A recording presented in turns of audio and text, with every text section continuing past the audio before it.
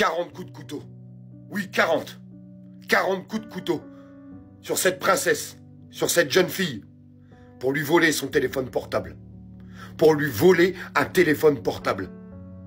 C'est pas possible. Elle a l'âge de ma princesse. Elle a l'âge de ma princesse. Et elle est plus de ce monde aujourd'hui.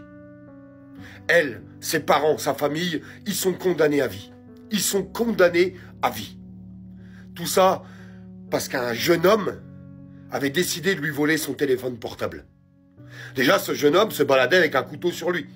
Donc c'est qu'il avait décidé de lui voler son téléphone portable, mais il avait déjà des intentions. Faut arrêter de dire que c'est la fatalité. Il n'y a pas de fatalité. Il n'y en a pas de fatalité.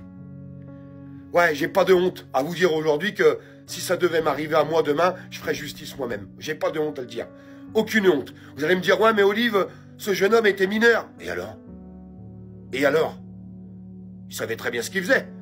Quand tu es capable de mettre 40 coups de couteau. Regardez là. 40 coups de couteau. Est-ce que vous vous rendez compte dans quel monde on vit? Dans quel monde on est?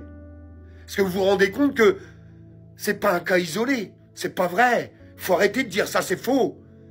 Cette nouvelle génération, une partie de cette nouvelle génération qui est complètement enragée. On n'arrête pas de le dire et de le dénoncer. Enragés, ils sont enragés. Quelle éducation on leur a donnée? C'est pas possible, il y a un problème. Il y a un problème. J'ai 40 ans. 40 ans. Moi, quand j'étais jeune, que j'avais 15-16 ans, c'est pas des faits divers qu'on attendait à tous les coins de rue. C'est pas vrai. Il faut arrêter de mentir. C'est pas vrai. Il s'est passé quelque chose dans notre pays. Il s'est passé quelque chose. Il y a une nouvelle génération qui a un gros problème. Un très gros problème. Je mets pas tout le monde dans le même panier d'ailleurs. Soit tu les entends, la nouvelle génération, soit tu les entends pas. Vous me ferez pas croire qu'il n'y a pas un problème d'éducation de certains parents. Vous me ferez pas croire ça, c'est pas possible.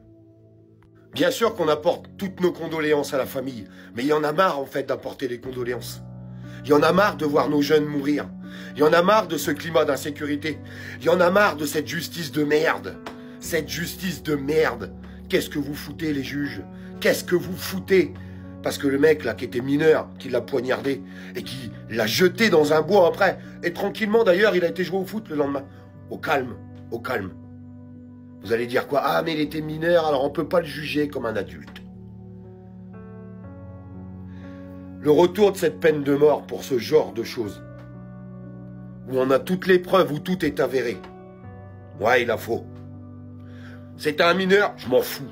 Je m'en fous complètement. C'est un mineur qui a porté 40 coups de couteau dans une jeune fille. Voilà la vérité. Qui lui a enlevé la vie. Qui a condamné cette jeune fille à vie. Qui a condamné ses parents à vie. Qui a condamné sa famille à vie. La vérité, elle est là. Donc il va falloir arrêter d'être gentil. Il faut arrêter d'être gentil. C'est plus possible. Et le problème, il va falloir le prendre à la base.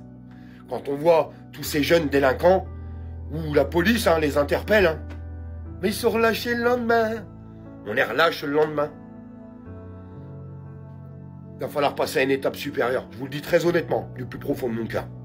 Il faudra passer à une étape supérieure. Parce que on sait qui ils sont. On les connaît. Les services de police les connaissent. La justice les connaissent. Il y en a ras-le-bol. Ras-le-bol. C'est nos gosses. Nos gosses. 1 million de cœurs dans les commentaires, s'il vous plaît. 1 million de cœurs dans les commentaires.